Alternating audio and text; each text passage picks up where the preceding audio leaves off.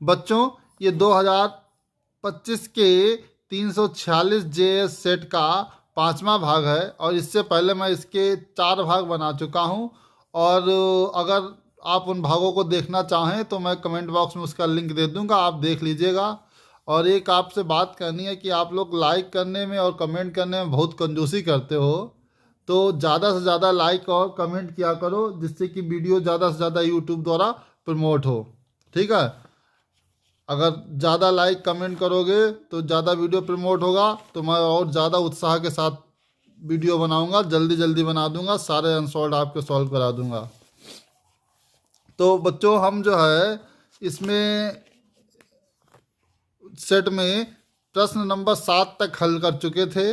इसमें जो है 7वां प्रश्न का अथवा वाला भी हमने हल कर दिया था और आज हम हल करेंगे प्रश्न संख्या 8। इसमें ये एक थोड़ा स्पेशल क्वेश्चन आ जाता है, ये आपकी बुक में आपको नहीं मिलता, यहाँ पे थोड़ा सा ट्विस्ट कर देते हैं, क्वेश्चन को थोड़ा सा घुमा देते हैं। तो क्वेश्चन क्या है उसे देख लेते हैं कि ध्रुवित प्रकाश से आप क्या समझते हैं, ये मैंने बताया था। जब दो क्रासित पोलेराइडों के बीच एक तीसरा पोलेराइड घुमाया जाता है, पारगमित प्रकाश की तीव्रता में होने वाले परिवर्तन की विवेचना कीजिए। ठीक है बच्चों, तो ये क्वेश्चन जो है थोड़ा सा ट्विस्ट कर दिया गया है, देखते हैं अभी हम आगे आपको बताते हैं। तो सबसे पहले आपको पता होना चाहिए कि प्रकाश का ध्रुवण क्या होता है। तो आपको मालूम है कि प्रकाश में वैद्युत वेक्टर के जो कंपन होते हैं वो तरंग संचरण के लंबवत होते हैं। ठीक है, जैसे मान लो कि ये जो है तुम्हारी पेन जो है ये तरंग संचरण की दिशा दिखा रहा, पेन इधर जा रहा है, तो कंपन जो है इसके जो है लंबवत इधर हो सकते हैं, इधर हो सकते हैं, तिरछे ऐसे हो सकते हैं, मतलब रहेगा जो कंपन का जो है वो डायरेक्शन ऑफ प्रोपेगेशन मतलब संचरण की दिशा के साथ हमेशा जो है 90 डिग्री का ही कोण बनाएगा। ठीक है, तो इसी तरह से मैंने आपको दिखाया कि ये तरंग संचरण की दिशा है और इसमें ये जो कंपन है ये तरंग संचरण की दिशा के लंबवत हो रहा है। तो प्रकृति में कुछ क्रिस्टल पाए जाते हैं जिसमें सबसे फेमस नाम है टूरमेलन का। तो जब ये प्रकाश जो है इस टूरमेलन क्रिस्टल से गुजरता है तो ये टूरमेलन क्रिस्टल में कुछ समांतर अच्छे होती हैं, ये अच्छे सभी कंपनों को रोक देती हैं और केवल उन कंपनों को बाहर निकलने देती हैं जो कंपन इन अच्छों के समांतर हो रहे हो। ठीक है, तो यानी कि टूरमेलन जैसे क्रिस्टल से जो प्रकाश निकलता है उसमें कंपन जो है वो केवल एक ही तल में होते हैं। प्रकाश को जिसमें कंपन केवल एक ही तल में होते हैं उसे हम समतल ध्रुवित प्रकाश कहते हैं और इस घटना को प्रकाश का ध्रुवण समझ गए बच्चों।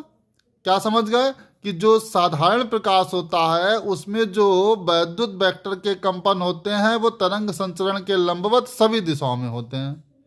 ठीक है, लेकिन जब वो एक टूरमेलन जैसे क्रिस्टल से गुजरता है तो कंपनों की दिशा केवल एक ही तल में रह जाती है। इसी घटना को हम प्रकाश का ध्रुवण कहते हैं और इस प्रकार को समतल ध्रुवित प्रकाश कहते हैं। ये लिखा है यहाँ पे, जब प्रकाश उत्पन्न करने वाले विद्युत क्षेत्र का कंपन सीमित होकर केवल एक ही दिशा में रह जाता है तो ऐसे प्रकाश को ध्रुवित प्रकाश अथवा समतल ध्रुवित प्रकाश कहते हैं तथा इस घटना को ध्रुवण कहते हैं।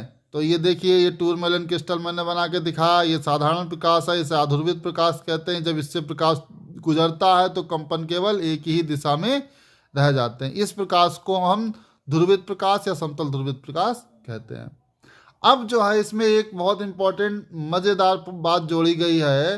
क्या जोड़ी गई है कि जब दो क्रासित पोलेराइडों के बीच एक तीसरा पोलेराइड घुमाया जाता है तब पारगमित प्रकाश की तीव्रता में होने वाले परिवर्तन की विवेचना कीजिए। तो अब जो है यहाँ पे दो हमारे पोलेराइड हैं। पोलेराइड क्या होता है? पोलेराइड एक ऐसा यंत्र होता है जो प्रकाश का ध्रुवण कर देता है। बस आप इतने याद रखिए, इतने से ही आपका समझ में आ जाएगा, काम हो जाएगा। वैसे अगर पोलेराइड का जब कभी क्वेश्चन आएगा तो पूरी उसकी थ्योरी बता देंगे आपको। अभी तो आप इतना याद रखिए कि जो पोलेरॉइड है, पोलेराइड एक ऐसी युक्ति है जिसके द्वारा प्रकाश का ध्रुवण होता है। ठीक है, तो यहाँ पे हमारे पास दो पोलेराइड हैं। एक पोलेराइड है P1 और एक पोलेराइड है, तो दो पोलेराइड हैं P1 और P2। इन पोलेरॉइड्स में भी अच्छे होती हैं। ये हमने डॉटेड डॉट लाइन से इनकी अच्छों को दिखाया है। इसमें जो ये पहला पोलेराइड होता है, ये साधारण प्रकाश, जो पहला पोलेराइड है ये साधारण प्रकाश का ध्रुवण करता है। ठीक है, इसीलिए इसे ध्रुवक बोलते हैं। P1 को क्या बोलते हैं? ध्रुवक। लेकिन ध्रुवक से ज़्यादा हमें अच्छा लगता है पोलेराइजर। जो प्रकाश का पोलेराइजेशन करे उसी को हम पोलेराइजर कहते हैं। तो पहला वाला ये जो हमारा क्रिस्टल है ये कहलाता है पोलेराइजर। ये प्रकाश का पोलेराइजेशन करता है, इसलिए हम इसे पोलेराइजर कहते हैं। अब इससे जो प्रकाश निकलता है ये प्रकाश समतल ध्रुवित है, आंशिक ध्रुवित है, या दीर्घवृत्तीय ध्रुवित है, या वृत्तीय ध्रुवित है। ठीक है, इस बात का पता लगाने के लिए इसके सामने एक और पोलेराइड रखा जाता है। ये पोलेराइड क्या करता है? पहचानता है कि ये जो पोलेराइजर से जो प्रकाश निकला वो समतल ध्रुवित है, आंशिक ध्रुवित है, कैसा है, इसे पता लगाने का काम करता है ये वाला ध्रुवण, ये वाला पोलेराइड। इसलिए हम इसको बोलते हैं एनालाइजर। ये एनालाइज करने का काम करता है। तो बच्चों, आप लोगों को बहुत इंपॉर्टेंट 2 बातें याद रखनी है। एक क्रिस्टल को हम कहते हैं पोलेराइजर, ये प्रकाश का ध्रुवण करता है, पोलेराइजेशन करता है। दूसरे को हम कहते हैं एनालाइजर, ये प्रकाश को एनालाइज करता है। ठीक है, ये आप लोग याद रखिएगा। अब क्या है कि हमने मान लिया कि हमारा साधारण प्रकाश पोलेराइजर पे गिरा, पोलेराइजर ने उसका पोलेराइजेशन किया और इससे हमारा कोई प्रकाश निकला। अभी हमें ये नहीं पता ये समतल ध्रुवित है, आंशिक ध्रुवित है, बस हमें ये मालूम है ध्रुवित है। इसकी तीव्रता हमने मान ली कितनी है? I0। मतलब पोलेराइजर से जो प्रकाश निकल रहा उसकी तीव्रता कितनी है? I0। ठीक है, अब हमें मेल्स नाम के एक वैज्ञानिक थे, उन्होंने एक नियम बताया था कि पोलेराइजर से निकलने वाले प्रकाश की तीव्रता अगर I0 है तो जो एनालाइजर से प्रकाश निकलेगा I, ठीक है, इस I की जो तीव्रता होगी या जो मान होगा वो होगा I बराबर I0 cos स्क्वायर थीटा। ये मेल्स ने बताया, जिसे मेल्स लॉ कहते हैं। यहाँ I0 क्या है? I0 वह प्रकाश है जो पोलेराइजर से निकला है और एनालाइजर पर गिरा है। ठीक है, और मेन बात यहाँ पे जो थीटा है, थीटा क्या है? तो थीटा आप जल्दी समझ लीजिए कि यहाँ पे 2 क्रिस्टल हैं, एक है P1। ठीक है, तो आप P1 में जो ये डैश डैश वाली लाइन देख रहे हो ये है अक्ष, ये P1 की अक्ष है। इस तरह से ये P1 की अक्ष हो गई। ठीक है, और ये जो है P2 की अक्ष हो गई। तो ये इस तरह से P2 की ये अक्ष हो गई। तो इनके बीच का जो कोण होता है, ये P1 की अक्ष है और ये P2 की अक्ष है, इनके बीच का जो कोण होता है उस कोण को ही हम क्या कहते हैं? थीटा कहते हैं। ठीक है, अगर इन्हें एक साथ साथ लिखे तो एक ये P1 की हमारी अक्ष हो गई और ये P2 की अक्ष हो गई। ये P1 और ये P2, तो ये जो कोण होगा ये कोण क्या कहलाएगा?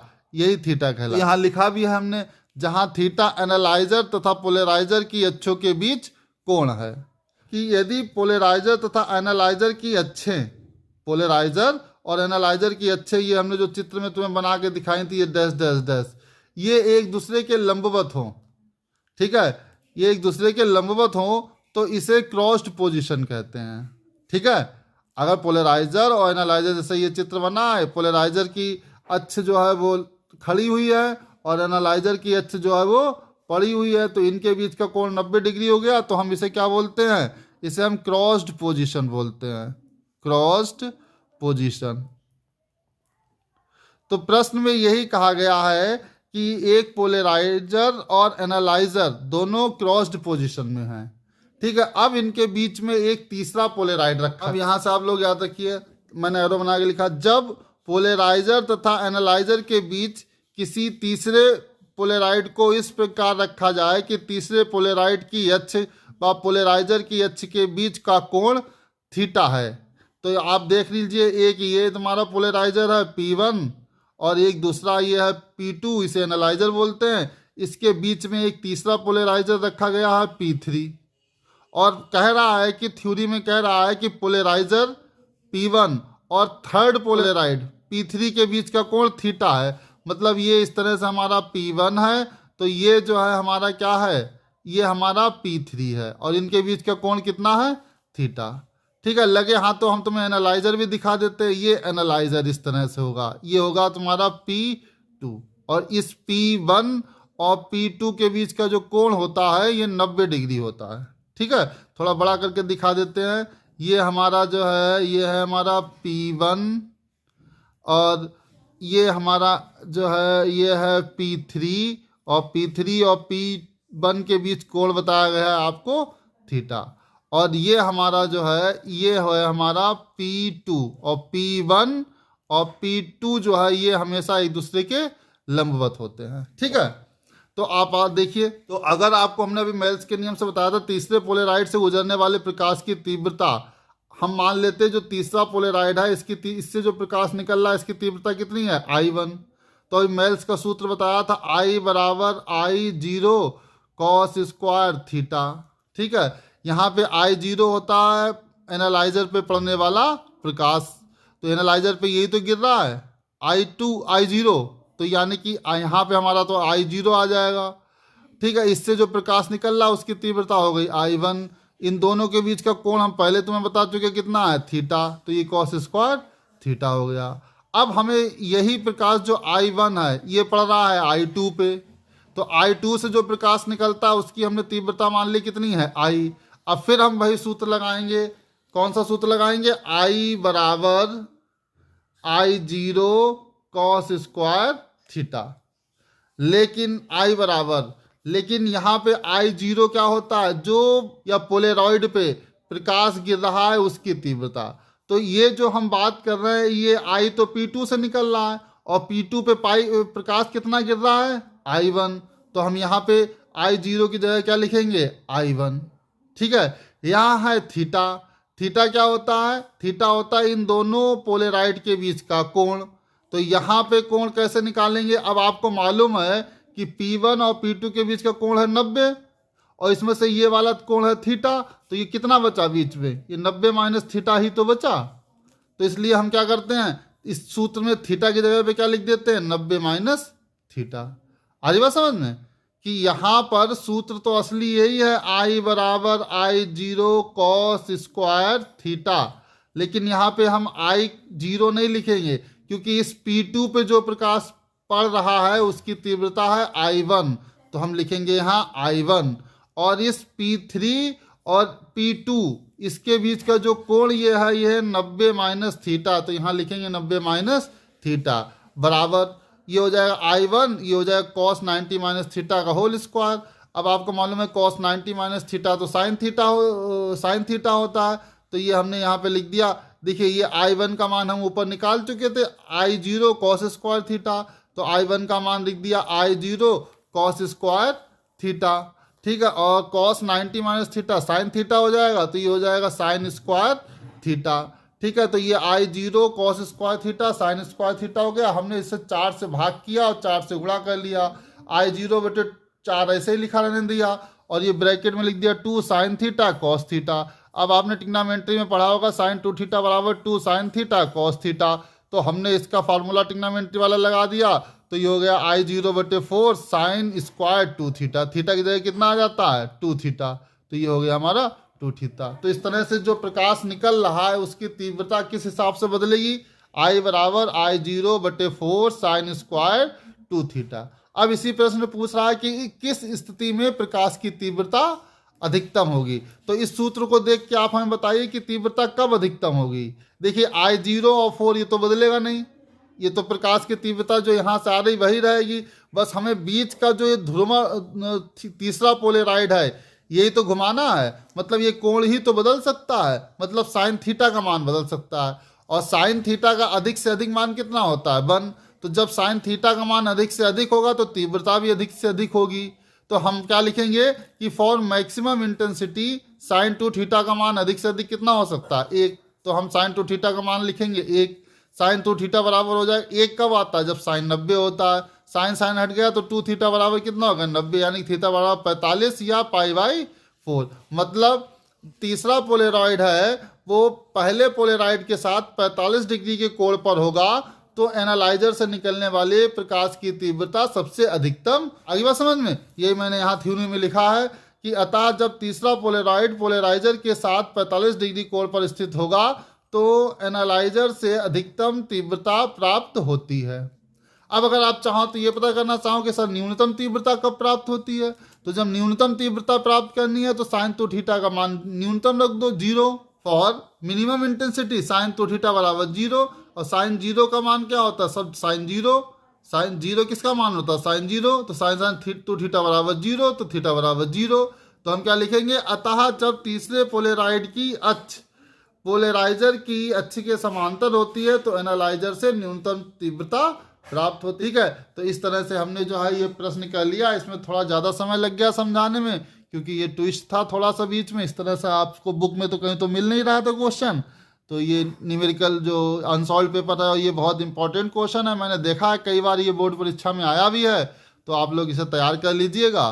कह रहा है कि अगला प्रश्न जो 8वें का जो है अथवा वाला है, ये न्यूमेरिकल एक है। ठीक है, अरे बाप, इसमें भी बहुत ज़्यादा कैलकुलेशन करनी पड़ेगी, लेकिन क्या है बताना तो है ही, कैलकुलेशन वाला न्यूमेरिकल है ये। तो इसमें क्या होता है कि जो है कह रहा है कि एक 50 वाट 100 वोल्ट लैंप को 200 वाट 50 हर्ट्ज की आवर्ती धारा विद्युत मेंस में जोड़ा जाता है। लैंप के श्रेणी क्रम में आवश्यक संधारित्र की धारिता ज्ञात कीजिए, ये कह रहा है। तो बच्चों आपको इस प्रश्न में दे रहा है कि एक लैंप मतलब बल्ब है, ठीक है, और दिया क्या है आपको कि ये जो बल्ब है इस बल्ब की जो रेटिंग है, मतलब ये 50 वॉट पे काम करता है और 100 वोल्ट पे काम करता है, मतलब 100 वोल्ट होने पर 50 वाट ऊर्जा को खर्च करता है। तो यहाँ पे हमारी शक्ति तो हो गई 50 वाट, और ये लैंप की रीडिंग है, और लैंप जो है कितने वोल्ट पे काम करता है, बी बराबर 100 वोल्ट पे।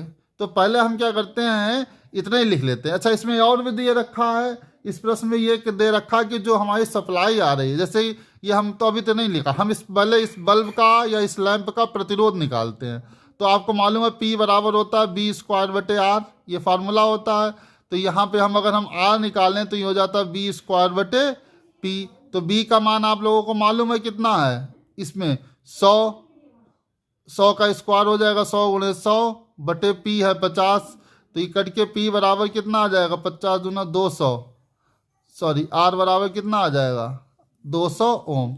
मतलब ये जो बल्ब था उस लैंप थी, इसका हमने प्रतिरोध पता कर लिया।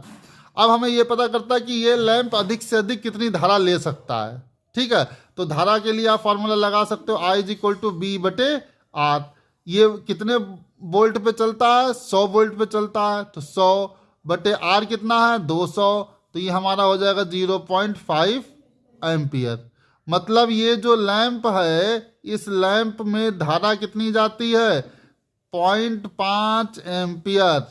ठीक है, और इसका प्रतिरोध कितना है, ठीक है। लेकिन इस प्रश्न में कह रखा है कि इस बल्ब को हमने जो है 200 वाट जो 50 हर्ट्ज पे जोड़ा है, 200 वोल्ट और 50 हर्ट्ज पे जोड़ा है। कोई भी एक एसी मेंस है वो कितना है, वो वोल्टेज आ रहा है 200 वोल्ट की सप्लाई है और 50 हर्ट्ज पे आ रही है।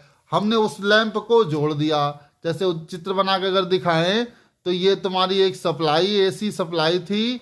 ठीक है, ये सप्लाई जो है ये क्या है 200 वोल्ट और 50 हर्ट्ज।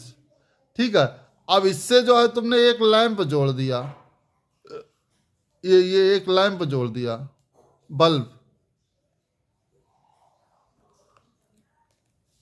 ठीक है बच्चों, तो अब जब तुमने ये बल्ब जोड़ा तो आप देखो ये बल्ब कितने वोल्ट पे चलता है 100 वोल्ट पे, हाँ, और यहाँ कितना पावर वोल्टेज आ रहा है 200, तो ये खराब नहीं हो जाएगा, तो इसे खराब होने के से बचाना पड़ेगा। तो बचाने के लिए प्रश्न में कह रहा है कि श्रेणी क्रम में क्या कर देते हैं, एक संधारित्र जोड़ देते हैं। ठीक है, और हम मान लेते हैं इस संधारित्र का प्रतिरोध कितना है XC है, तभी तो ये बचेगा। नहीं तो ये 100 वोल्ट का तुम बल्ब खरीद के लाए और तुमने इसे 200 वोल्ट के सप्लाई से जोड़ दिया तो ये फूक नहीं जाएगा। तो इसे फूकने से बचाने के लिए इसमें हमने एक संधारित्र जोड़ दिया। इस संधारित्र की धारिता जो है वो XC है। ठीक है। और इसका जो प्रतिरोध है वो हमें मालूम है कितना है, R। ठीक है बच्चों, समझ गए। तो अब ये पूरा एक परिपथ बन गया। अब इस परिपथ में जो धारा है वो धारा तो वही आएगी 0.5 एम्पियर। क्यों? क्योंकि ये दोनों श्रेणी क्रम में जुड़े हुए हैं।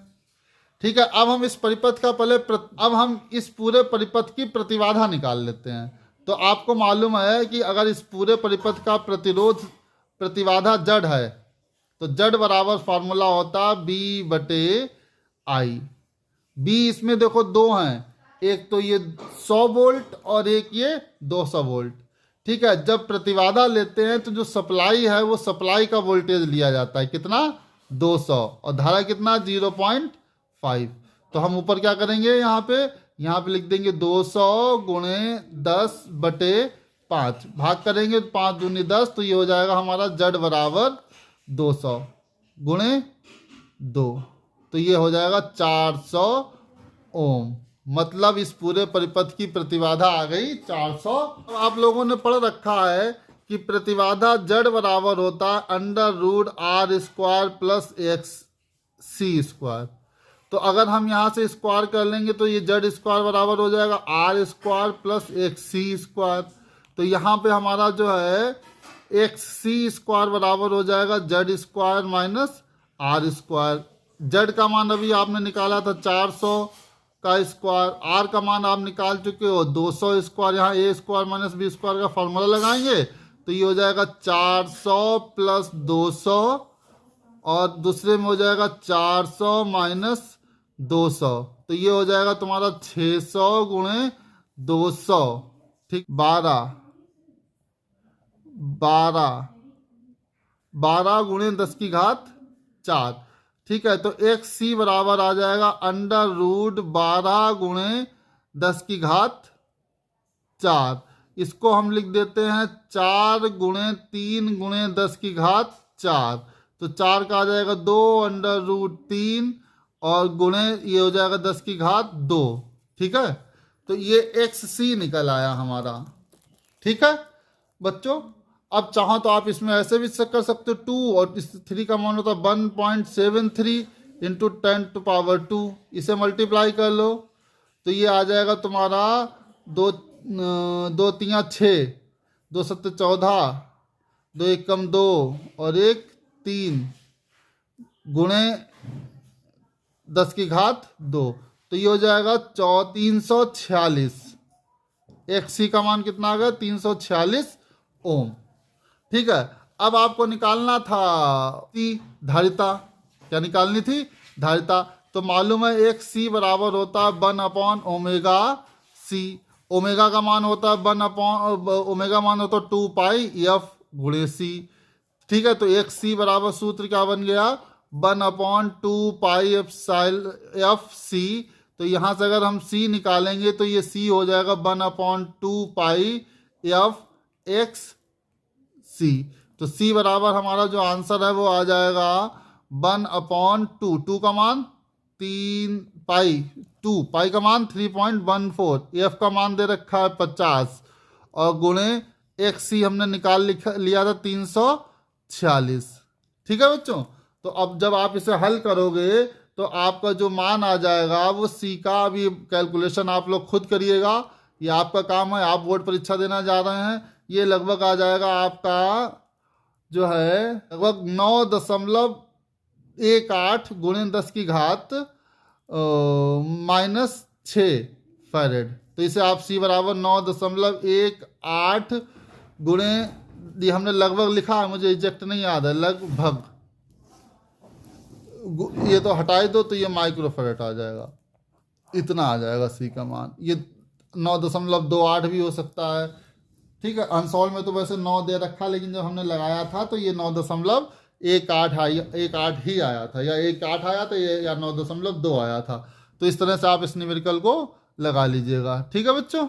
अगला प्रश्न है 9 में कह रहा है डी ब्रोगली के द्रव्य तरंग अवधारणा से क्या तात्पर्य है। ठीक है। मतलब द्रव्य तरंग अवधारणा क्या है ये हमें बताना है। लेकिन उससे पहले बच्चों आपसे कहना चाहूँगा कि आप लोग वीडियो को देख तो लेते हैं लेकिन लाइक और शेयर नहीं करते, ना ही सब्सक्राइब करते हैं चैनल को। अगर आप लाइक सब्सक्राइब नहीं करेंगे तो वीडियो प्रमोट नहीं होगा यूट्यूब से। तो आपके लाइक और सब्सक्राइब के आधार पर वीडियो प्रमोट किया जाता है। तो ठीक है, तो देखो क्या कह रहा है कि डी ब्रोगली तरंगदैर्ध्य का गतिज ऊर्जा से संबंध का सूत्र स्थापित कीजिए। ठीक है, कह रहा डी ब्रोगली तरंगदैर्ध्य का गतिज ऊर्जा से संबंध का सूत्र स्थापित कीजिए। बहुत ही आसान है, बहुत ही इंपॉर्टेंट प्रश्न है। क्या कहा जाता है कि जब कोई कण जो है बहुत तेज प्रकाश की गति से लगभग चलता है तो उसके साथ एक तरंग संबद्ध होती है जिसे द्रव्य तरंग कहते हैं। ये किसने बताया था? डी ब्रोगली ने, इसलिए इसे कहते हैं डी ब्रोगली तरंग अवधारणा। क्या होता है इसमें? गतिमान द्रव्य कण तरंगों के समान व्यवहार करते हैं, अतः गतिमान द्रव्य कणों से उत्पन्न तरंगों को द्रव्य तरंगे कहते हैं। डी ब्रोगली के अनुसार जब कोई द्रव्य कण जैसे इलेक्ट्रॉन, प्रोटॉन आदि गतिशील होते हैं तो वे तरंग के समान व्यवहार करते हैं। द्रव्य कणों से संबद्ध इन तरंगों को डी ब्रोगली तरंगे कहते हैं। ठीक है, फिर डी ब्रोगली तरंगदैर्ध्य हमें बतानी है। डी ब्रोगली तरंगदैर्ध्य क्या होती है? ठीक है, द्रव्य तरंगों या डी ब्रोगली तरंगों की तरंगदैर्ध्य को डी ब्रोगली तरंगदैर्ध्य कहते हैं। यदि डी ब्रोगली तरंग का वेग भी वह कण का द्रव्यमान है तो गतिज ऊर्जा क्या हो जाएगी? ई के बराबर 1/2 mv², क्योंकि m द्रव्यमान है, b वेग है। 2 से गुणा कर दो इधर भी और 2m से गुणा कर दो इधर भी, तो ये हमारा तो जो है 2 से 2 कट जाएगा, ये m हो जाएगा m² और b², तो पहले से है 2mk, ये हो जाएगा। ठीक है बच्चों, फिर यहाँ से आपको m² b² बराबर पता चल गया 2m ई के, ये mb को हम लिखते हैं तो p² बराबर 2m ई के, तो p बराबर हो जाएगा √2m ई के। ठीक है, डी ब्रोगली तरंगदैर्ध्य होती है लैम्डा बराबर h/p, तो p का मान रख दिया √2m ई के, तो लैम्डा डी ब्रोगली तरंगदैर्ध्य और गति में तरंग में संबंध आ जाता है। तो इस तरह से ये बहुत ही छोटा क्वेश्चन है, मेरे हिसाब से तो ये ऐसा क्वेश्चन आना ही नहीं चाहिए था 5 नंबर में, लेकिन आया है तो आपको लिखना पड़ेगा। बच्चों अगला प्रश्न है बंधन 9 का अथवा वाला प्रश्न है कि बंधन ऊर्जा की व्याख्या कीजिए। यदि एक नाभिकीय संलयन क्रिया में द्रव्यमान क्षति 0.3% हो तो 1 किलोग्राम द्रव्यमान के संलयन क्रिया में कितनी ऊर्जा मुक्त होगी? ठीक है, तो बहुत ही इंपॉर्टेंट क्वेश्चन है। इसमें बिल्कुल सेम ऐसा ही क्वेश्चन जो है वो 2021 के 346 FS सेट में भी आया था। ठीक है, 346 FS सेट में। उस वीडियो का नाम जो है पार्ट संख्या 7, ठीक है, यूपी बोर्ड अनसॉल्व पेपर। ठीक है, हम डिस्क्रिप्शन में लिंक दे देंगे, आप वहाँ से देख लीजिएगा। और उसी प्रकार कैसे ये भी प्रश्न है, बस अंतर इतना है कि उसमें 0.4% दे रखा है और इसमें 0.3% दे रखा है, बाकी सेम डिट्टो क्वेश्चन यही है।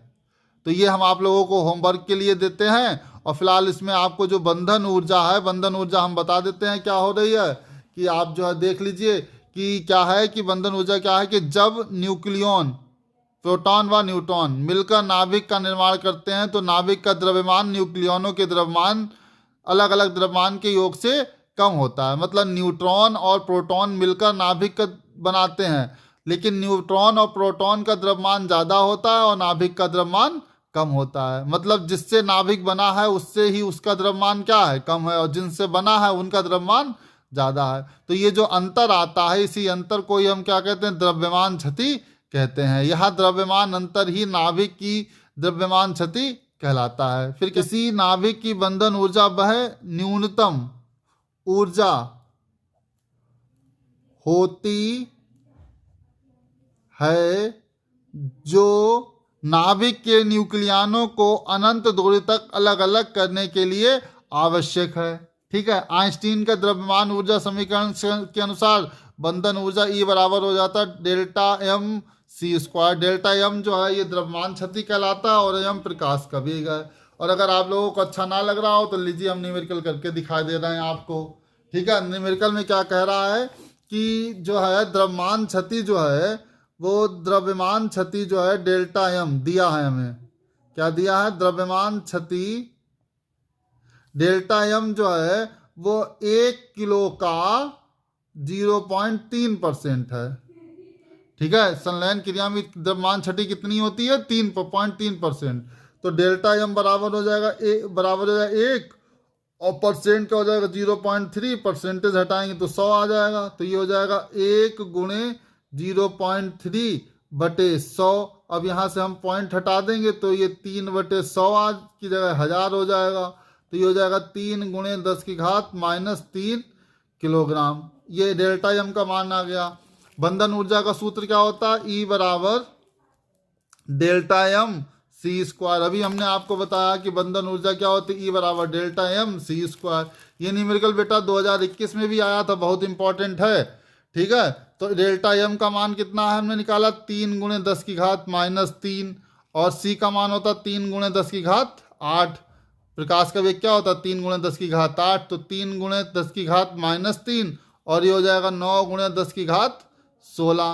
तो ये हो जाएगा 9 तियाँ 27 गुणे 10 की घात -13 जूल। ये आंसर ले आ गया बंधन ऊर्जा। यानी कि बंधन ऊर्जा क्या हो जाएगी? 27 गुणे 10 की घात -13 जूल। अगर इसी को इलेक्ट्रॉन वोल्ट में कन्वर्ट करना हो तो 27 गुणे 10 की घात -3 को 1.6 गुणे 10 की घात -19 से गुणा करना, यही आंसर तुम्हारा इलेक्ट्रॉन वोल्ट में आ जाएगा। ठीक है बच्चों, तो इस तरह से मैंने आपको क्या कर दिया कि ये पूरा 2021 का पहला सेट 2025 का पूरा सेट हल करा दिया। और अगर आप लोगों को अच्छा लगे तो इसे वीडियो को लाइक कर देना, शेयर कर देना, और अपने दोस्तों को भी भेज देना, जिससे वो भी इसका लाभ उठा सकें।